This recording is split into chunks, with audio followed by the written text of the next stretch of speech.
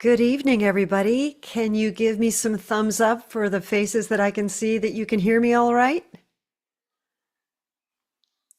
Oh, yay. Thank you very much, Greg Doyle. I appreciate that. Hello, everybody. Hi, Eric. I'm so excited about your presentation coming up. Welcome. Welcome to everyone. I'm going to continue to admit folks as they come in. But as we get underway, forgive me if it takes me a few minutes to do so. I'm Cameron Barrett, and I'm just thrilled to have so many folks joining us today. This is our, boy, I don't know what town hall it is. Are we into the 30s already, I think, as far as our monthly town halls? And I welcome you all. So happy that you're all joining us. We've got a great agenda for you. I'm just going to keep admitting. We'll give everybody just a few more minutes to jump online.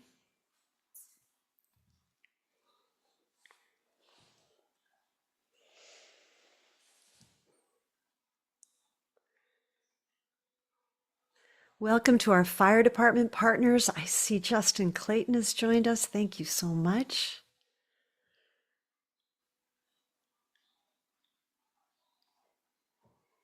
All right, so I'm going to continue to admit people as I see them pop in, but welcome everybody. Welcome to the Wildfire Town Hall with MySafe LA. Again, my name is Cameron Barrett. I'm one of the directors. Steve Owens, the wonderful Steve Owens, has joined us, another one of the MySafe LA directors.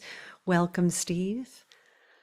William Whitney's here. Hi, Bill. Thanks so much for joining us.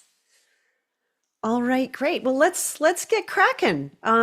We have a terrific guest presenter today, and Eric Horn. We're going to get to that.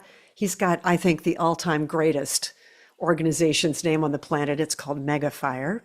So we'll be getting to him. But let me get you up to date on what we've been up to with MySafe LA. We use QR codes to share all of the details and all of our info. So get your cameras ready, and I'll be able to share a bunch of information with you. So get those cameras ready. All right, so here's your first one. If you want a direct link to our website, this will take you right to the home page, and you can see all the work that we do. We are a fire and life safety organization, a nonprofit that is partnered with the Los Angeles Fire Department for nearly 20 years now, but we have very many other partners throughout the state. And our work continues to expand. And as you might imagine, in this day and age, it is deeply embedded in the wildfire space. For any of you who didn't know that about us, it's a huge portion of the work that we currently do. So has everybody had a chance? If they want to take a picture of that QR code, they have done so. Should I move forward? Thumbs up, yeah. All righty, okay, I'll move forward. All right, so just our usual every month call to order and code of civility. Be nice, that's all we ask. There's a lot of information that we'll be sharing with you. It's meant to be educational. It's meant to be a good, warm, happy space to learn more about a relatively difficult topic. So I hope that everybody understands that and is kind to one another here. I appreciate that, and thank you in advance for that. All right, tonight's agenda, opening remarks. You've pretty much heard those. Wildfire resource and education fairs will update you on that. A brief Fire Safe Council and Firewise updates, as well as our podcast updates for Rebuild LA, just so you know what we've been up to, working hard on your behalf and trying to get the word out there about how to be safer in this day and age of wildfires. And then we'll have our special presentation with Eric. Megafire Action is the name of his organization, and he will be talking to us about the age of megafires. And then just a brief update on the fact this is the last week for mesh reimbursement. So we'll remind you of that toward the end. And then we'll let everybody go for the evening and hope that you have a lovely evening. So let's get cracking. Alrighty, so safety fairs, we do these, and they are a whole lot of fun. If you haven't been to one of our safety fairs, please come on down and see what we're up to. Let me go back here. We're doing one on April 25th at St. Martin of Tours School in LA from 10 to 2. You get there, you get a voucher, you get to have a delicious food truck lunch. It's really great, and you can learn all kinds of things having to do with the wildfire space. Here's some scenes from a few of our last wildfire fairs. That's DWP showing how their power lines work and how arcs can create wildfire.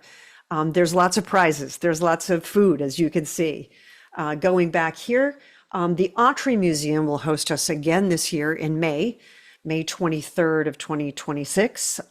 It starts at 9 a.m. This is one of our bigger fairs that we do each year, a free pancake breakfast. We will be having what you saw in all of those great fun pictures, but we'll also be, if you've got little ones in your life, in your world, and you want to have a fun Saturday with them, just working on my focus here, guys. Sorry about that. I don't know if you can really see it, but it's the book. We have this great kids book. It's a workbook. We'll be having, hopefully, the author, she's an award-winning children's book author, come to read this to kids, and of course it will be free for kids. It's called Franklin's. Cameron, Yes. excuse me if I can interrupt for a moment. Of course. Actually, the date has been changed Thank you, Victoria. Victoria. because it falls on the Memorial Day weekend. Understood. And so, Okay. yeah, Okay, so we, sorry.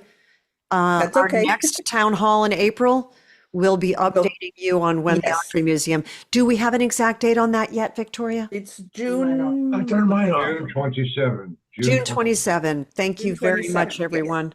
I appreciate that. Thanks. Had some old information welcome. there, and I apologize. Thanks, Victoria. Yay. Well, we've got a couple more months to announce it, so thank you. How true. In June. So let's just pretend Yeah. we didn't see that part. Okay, great. But please come and join us. There's a lot to learn. We have tons of partners that join us and have booths there. There are prizes. There is food. There is fun. All righty. Okay, so our Wildfire Alliance update. Here we go. We've been busy. We're busy every month, but our February progress was pretty substantial. We currently have 4 additional sites approved for the NFPA Firewise USA sites, 95 total now in Los Angeles. Lots of approvals in the first quarter of 2026. If I can see your faces, can anybody raise their hand if they're part of an NFPA Firewise site? Oh, yay. Thank you. That's so great. If you're interested, that's a really important part of what we do. We would love to be able to help you and your neighbors become a Firewise site.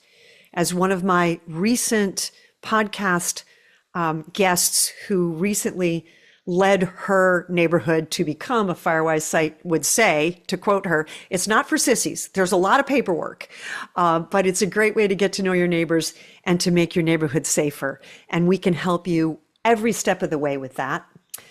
Fire Safe Council's a similar process, but this one's through the state instead of through the National Fire Protection Association. We have 4 new councils in development. 34 Fire Safe Councils total have been established. And that's a wonderful thing to do for your neighborhood and your neighbors. It does involve creating a nonprofit, but it opens you up to grant dollars to help with things like brush clearance. So it's a really wonderful thing to do for your neighborhood. If you're also interested, yes, we will guide you through that process as well. And we are thrilled to have 2 new women working for us. Karen Flores and Bernice Zamora have joined us.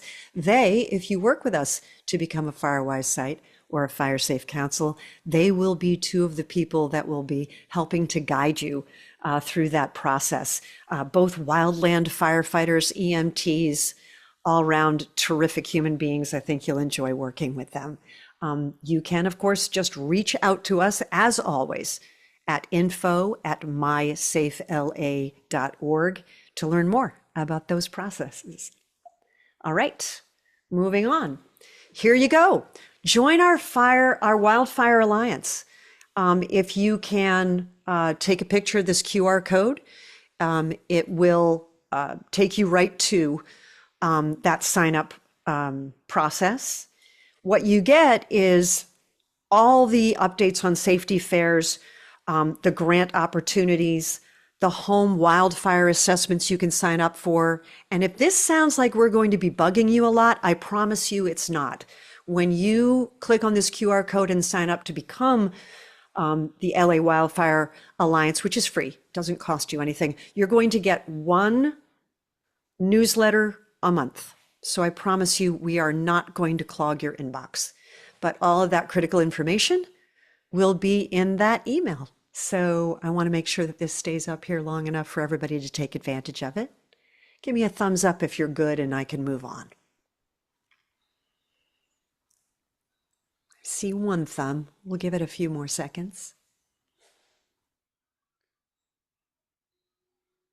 Yay. I see Bill taking his, that's fantastic. Thanks, Bill. It's not taking for some reason. Okay. Well, Bill has been with us since the very beginning as one of our directors. Can I safely say that you are not the biggest technical geek that we have in our lovely family of MySafe? We'll work on that for you. Normally it works. All righty. Well, hopefully we'll get that to work. All righty. So yet another QR code. Sorry about them all. But I can give you all the information here on our award-winning podcast, Rebuild LA. We're in season 4. Recent shows have really been cool because we're in full rebuild and recovery mode now. For the first year of our podcast, of course, it was about the survivor stories. It was about those who had escaped the Eaton and Palisades fires. It was about what people were doing to find temporary housing, to work through their insurance woes. Now we're in the rebuild and recovery phase. Recent shows have an initiative that MySafe LA partnered with the John Lennon Educational Tour Bus, took it to Altadena, Pasadena, Malibu, and the Palisades, worked with high school kids that have been affected by the fires. Some of them lost their homes. Some have moved 11 times in the last year. And these kids got together with the wonderful people in the John Lennon Educational Tour Bus and made music about their experiences, made original songs. Those 2 podcasts they're very moving. So if you have a chance to go to Apple Podcasts or Spotify and look for Rebuild LA, you can subscribe to the podcast and hear their terrific songs and hear the interviews with some of the people behind the initiative. Really quite moving. Eaton Fire Survivors Network, their first anniversary event is also one of our recent shows. Just a terrific event. That's a 2-parter. And the Palisades Recovery Coalition, they released their research around the first anniversary of the fires, and that's very eye-opening. And that's also a recent show in Rebuild LA. Upcoming shows, we just dropped our show with the beautiful, amazing actress Kelly Lynch. That was episode 67, just dropped this Tuesday. I don't know if you remember Kelly Lynch. Has anybody ever seen the movie Roadhouse or Drugstore Cowboy? She was a star in both of those. Just a terrific human being and the kind of neighbor all of us want to have. She's just incredibly active in her neighborhood, which is the Oaks Neighborhood Association. And she's just guided them through the process of becoming an NFPA Firewise site. And she gives advice and inspiration on how to do that with your own neighborhood. And so that's a great episode. And I hope you tune into it because it's great advice. It's good stuff that she helps us walk through. Following next Tuesday, it'll drop episode 68 is John Brown. He started the Palisade Bowl Community Group. He lived in the Palisades Bowl. Does everybody know about what happened with the Palisades Bowl? It's the mobile home park that was on that beautiful piece of property just below the bluffs, right across PCH from the Pacific Ocean. It was, let's see, 170 homes, 400 residents, all of them completely burned out, lost their homes. The owners of the mobile home park have been very resistant in cleaning up and in giving the people who lived there, who still have active leases, any news on what they plan to do for the future. These folks have been living in limbo for 15 months. And we interviewed John Brown early on, way back in last March, about his survival story and the process they've been going through. And the latest one is about what they're up to 14 months later, now that the cleanup has finally started. And apparently the piece of property is now up for sale. So that's a fascinating interview with John Brown, catching up with that group of people. And then another podcast that will drop on, just checking my calendar here, everyone, that will drop on the 7th of August, is a fascinating conversation with an architect who was designing a building material to withstand hurricanes, and also just happened to create a material that withstands wildfires. He is a fascinating architect, a really interesting guy, has created Sam House, which is an architectural firm that is completely committed to building homes in a time when climate catastrophes and disasters are increasing, and loss and people impacted are increasing. That is his commitment. And that, interestingly enough, leads us right to our special presentation today, which is with Eric Horn of Megafire. He is, let's go here, let's introduce him properly. Here we are. Megafire Action, an organization that is committed to ending the megafire. He's going to tell us what a megafire is, why they are increasing, why we're living in an age of them, and what his organization is doing to help end them. Eric, thank you so much for joining us. I'm going to turn it over to you. Hi. Hi, thanks for having me, Hi. Cameron. It's really good to see all of you, and really honored to be invited to speak here. I'm Cameron, Yeah, I let me I stop first off, sharing here. Let me yeah, I was stop gonna sharing say, so you can share. Okay. yeah, that sounds good. Although Okay. your slides are pretty good there. Thanks. Have I stopped sharing? Are we good? Yes, great. Yes, Okay, and so you've got the comm. I'll mute my microphone. I'm happy to have you here, Eric. Can't wait to hear this. well, you stole my thunder on the first two slides, so I'll roll through a little bit on who I am, who we are, and then what I really want to talk about today is some legislation that's moving through the California legislature, particularly on the wildfire mitigation side. And as this legislation moves through, there are opportunities to engage in the legislative process and ways to improve the legislation. And so part of my hope here is to walk through some of the bills that we're working on and some of the trends that we're seeing in the legislature, but also to hopefully have some time for Q&A so I can get some feedback from the folks on this call. So my name is Eric Horn, California Director of Megafire Action, and we're a 501c4 advocacy nonprofit that has been working on wildfire legislation for about 4 years now, and really have been focused at the federal level for most of that time. I was our federal affairs director for about 2 years, working on large landscape management legislation. If anyone here has heard of the Fix Our Forests Act, that's been a big project of ours to increase the pace and scale of forest management, restoration, working on NEPA reforms, working on technology at the federal level, and some of the agency consolidation moves that have been moving in recent months. We've been engaging on that as well. But I am from Los Angeles. I live in Hermosa Beach. My mother lives in the Palisades, a couple blocks from the Palisades Bowl that Cameron just talked about. Uh, she was impacted by the fires, was displaced for about a year, but thankfully has been able to move back. So, the fires in LA last year, definitely hit close to home.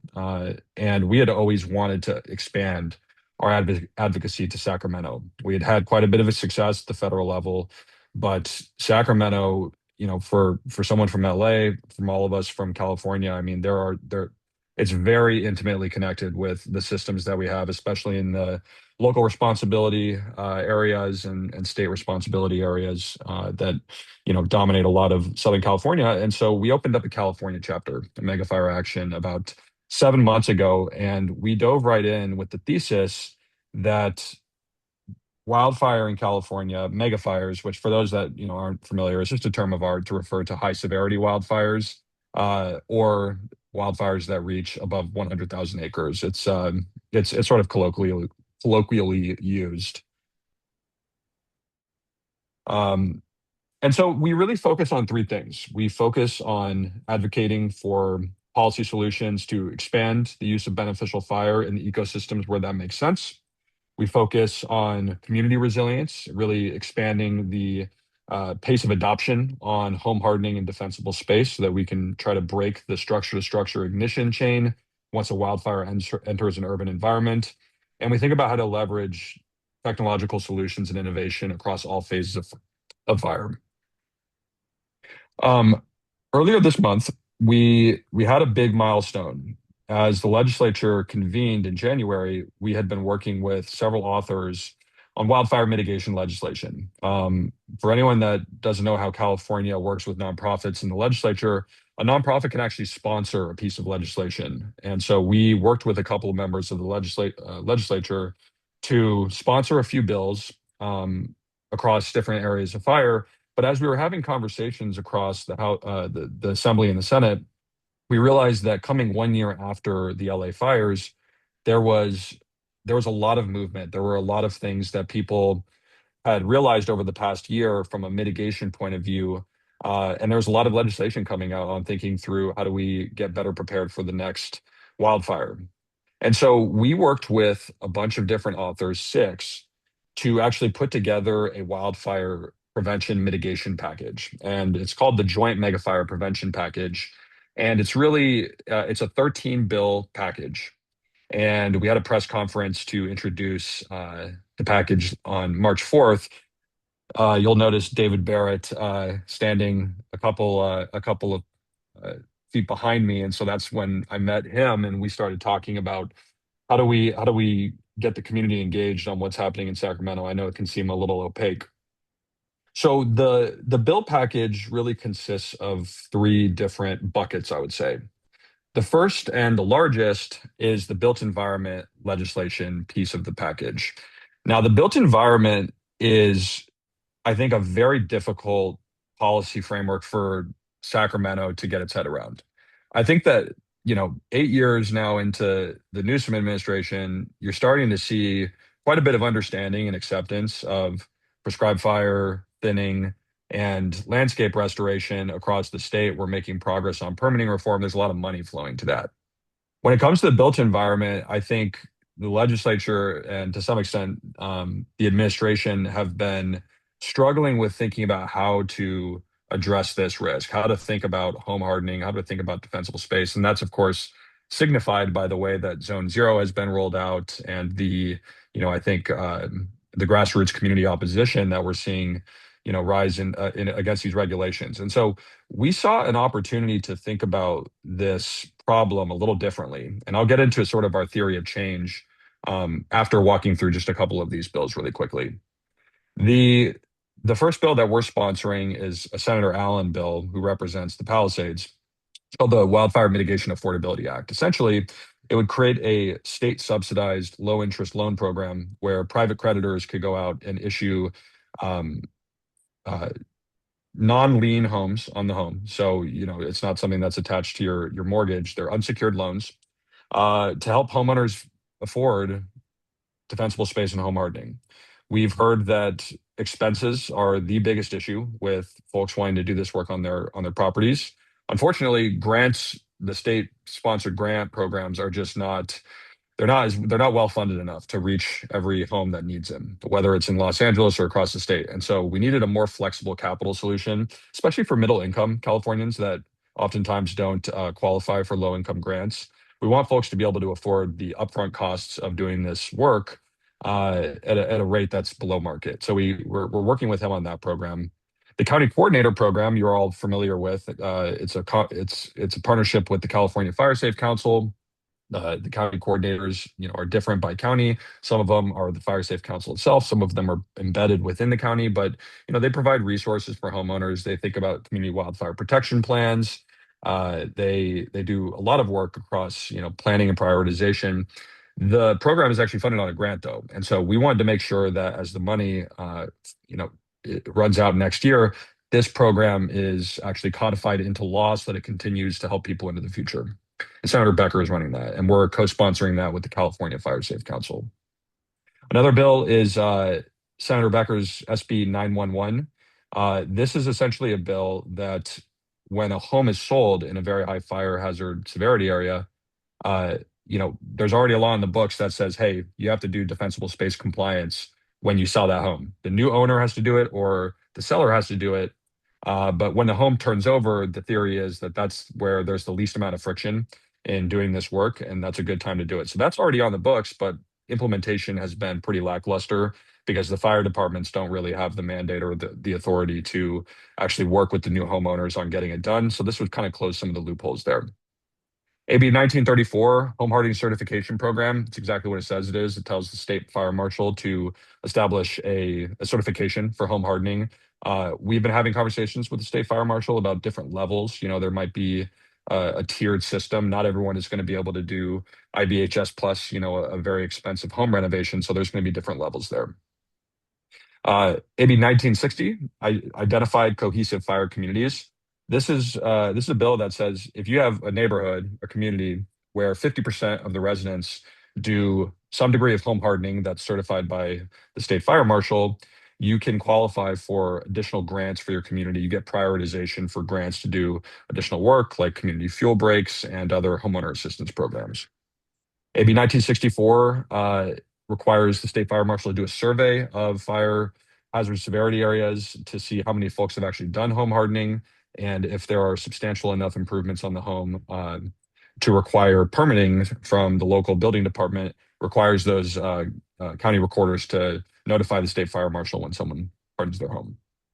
Also, to make these improvements tax exclusion. So, we've heard some folks, if they're doing really significant home hardening, they can actually trigger a tax reassessment. And we don't want that. We don't want anything to get in between a homeowner and wanting to do this work.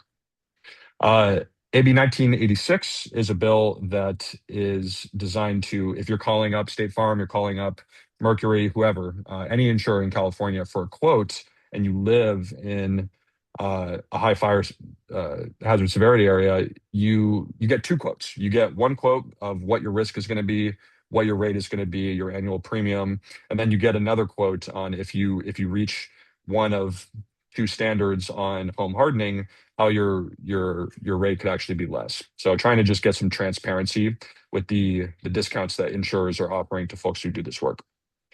And then finally, there's a bill to essentially require municipal water utilities to do planning and reporting on how they're prepared for wildfire disasters. So altogether, I mean, there have never been this many bills that have been introduced, really looking at the built environment. You can see that Assemblymember Bennett is really trying to lead on this.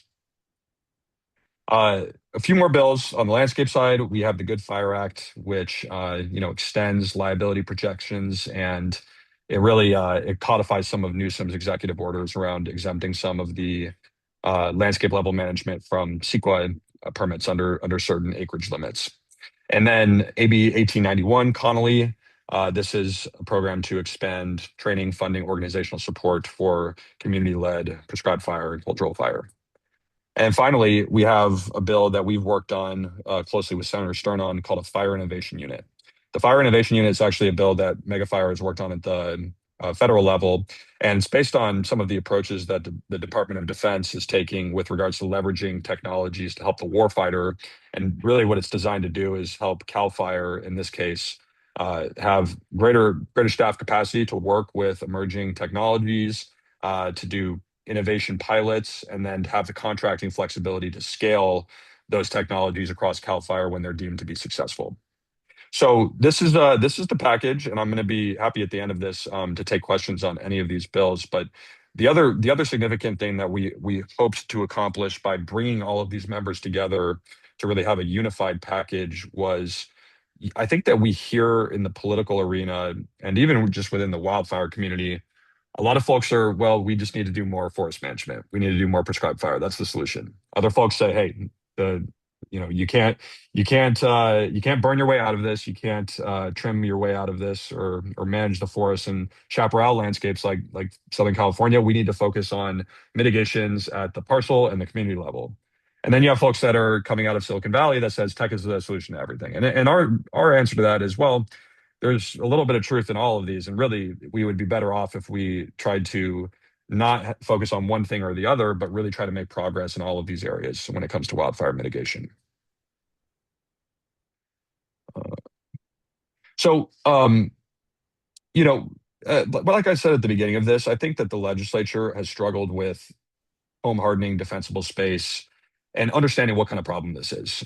The legislature and the government, they have a couple of different ways of making changes to making policy. They can regulate, that's where you see zone zero, and they can spend, and that's where you see, forest management projects. And forest management is really a classic government activity. It is large projects that are contracted by, permitted by, planned by, and executed by government or contracted. And I think that there's a sense that, well, if the state can do that, it can just harden all of these homes that we need to harden. But that would cost way more money than the state is going to be able to address with this problem, unfortunately. If we sought to address even 500,000 homes, which is a quarter of the homes that we have in very high fire hazard severity zones in California, and we were to spend, say, $10,000 on a home on average, which is probably low if we're doing home hardening, that would be $500 million, or excuse me, that would be $5 billion. So, that is a level of investment that I don't think that we're going to see the state make. And so, what's the solution? We think that the solution is, to try to jumpstart a market and to make this as easy as possible for homeowners to do, because ultimately, defensible space and home hardening, these are products. Like you have to, as a homeowner, want to do this. You have to be able to afford to do this. You have to be incentivized to do this, and it has to be easy to do it. And if all of those things go well, and somebody wants to do the work, hopefully they're willing to talk to their neighbors about it, and there's some community incentives because home hardening and defensible spaces, these are classic network effect products in that they're more valuable the more people do them. And so, as we formulated this agenda, we actually recently commissioned a poll in 4 counties: Siskiyou, El Dorado, San Diego, and Los Angeles. And we did the top 10 zip codes for each of these counties based on fair plan concentration. And we cross-referenced the zip codes with the CAL FIRE hazard maps, and we found that they were a pretty good proxy for finding the highest hazard areas. And we did a lot of polling around home hardening and defensible space. And you guys are actually the first people that we've shown this to. We just got the results the other day, and we're still parsing through them. We're getting ready to create some products to put out there into the ecosystem. But we wanted to know, what are the actual barriers to homeowners taking action on their properties. And so we asked this group of 700 homeowners across those 4 counties in these high hazard areas, and these were the results that we got.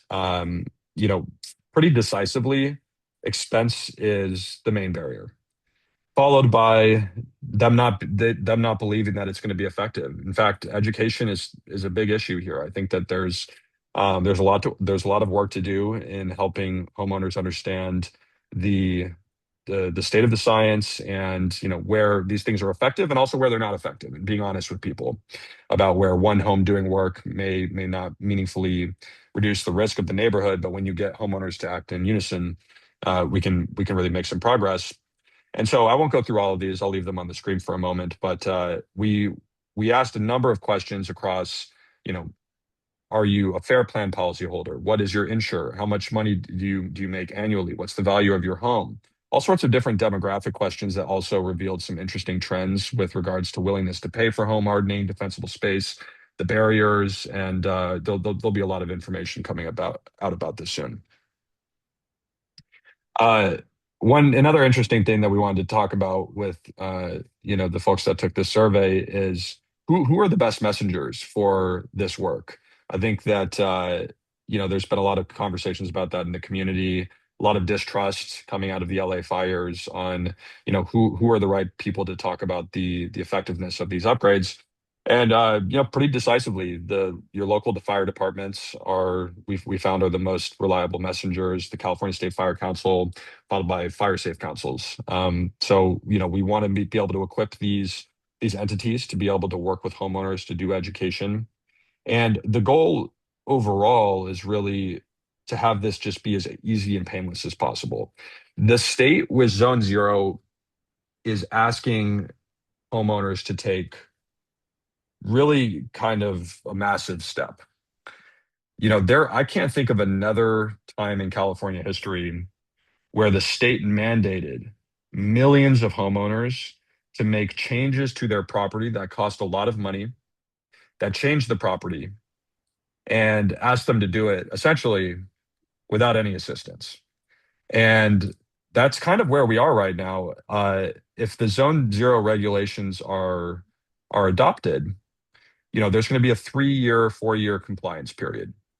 And our goal as an organization is to work with groups like yours, to work with homeowners, to advocate for the legislature and CAL FIRE and all the other agencies that work on fire to create an entire wraparound set of services, incentives, financing options, certifications, apps to make it really easy to do, certified contractor lists, everything to make it as painless as possible for the maximum amount of people.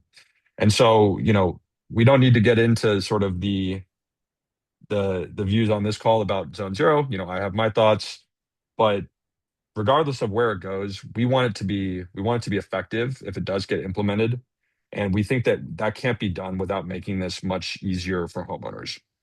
And so I will stop there and would be happy to take any questions. Or Cameron, I don't know if you have any questions, but Well, we're getting a lot of interesting stuff in the chat. Thank you so much, everyone, for using the chat. It's a great way to ask your question.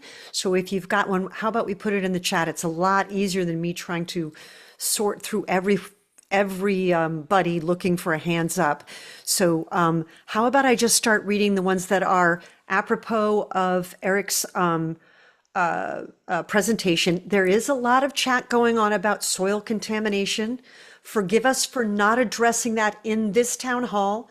I promise you we will work to get experts to have that conversation in a future town hall. I promise.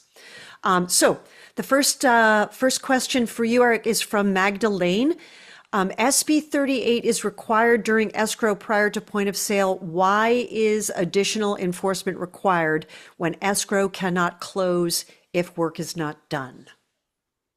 Well, so, my understanding is that escrow can close if work is not done, as long as the buyer makes a commitment to do that work within a year. Okay. And so right now, there are a lot of questions about, well, there's not really an institutional mechanism for anyone to follow up with the buyer. So I think a lot of jurisdictions feel that it's not really working. And so Senator Becker wanted to find a way to, empower local agencies to be able to work with those homeowners that, are buying a property in these areas to make sure that work is done.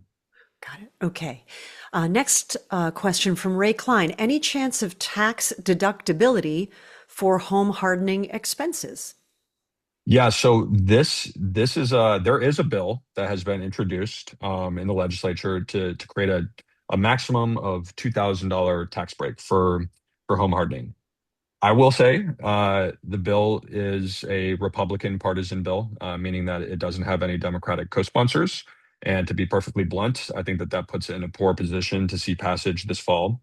We had intended actually to work on a tax credit bill next legislative session, and so we fully intend to pursue that. I think that a tax credit has a lot of advantages. It's similar to a grant in that it's just money from going back into the taxpayer's pocket. But it has advantages over grants in some ways because of the administrative overhead required to actually get a tax break is much lower than grants. There's just a lot more overhead. So we think it's a really effective way to reward homeowners for doing this work. All right. From Magda. Sorry, I'm jumping. From Sarah Jane Schwartz, did Megafire advocate for SB 79 to exempt very high fire severity zones? So we had just opened up our California office, and that bill had already passed. So we did not have any input With or tax any advocacy around deductibility, SB 79. retrograde. Sorry, if everybody could mute, please. Okay. Appreciate that. Thank you. Did everybody get the last part of Eric's answer there? Yeah? Okay, great. Magda, again, since most of the land is under federal management, how will coordination work? Yeah, so this is something related to the work that we've done at the federal level. Our goal has always been to strengthen good neighbor authority. We want to be able to have the federal government authorize state agencies, authorize local agencies to do work on federal lands in the wildland urban interface. I think it's really important to recognize that right now, the Forest Service and Department of Interior they're not equipped to manage all of their lands right now. We're in a very tough budgetary environment. There have been large amounts of resignations and layoffs, and that we were struggling even before the last year or two. And so, one of the goals in our federal legislation is to make sure that we have the permitting reforms necessary to make it easy to do work on federal lands in the wildland urban interface, so you can get broad exemptions from NEPA to do that work. But also to make sure that we have streamlined good neighbor authority provisions that allow, agencies like CAL FIRE, agencies like LA County Fire to work with that local supervisor in the federal forests to get onto that land and reduce that risk. So that bill, and just to be clear, that bill that I just described, the Fix Our Forests Act, this is a bill that passed the House of Representatives. It's a bipartisan bill. It has passed Senate committee. It is waiting for a Senate floor vote. We are very confident that that bill will pass this year and be signed by the president. So, fingers crossed. All right. There is a question here about where Zone Zero stands today.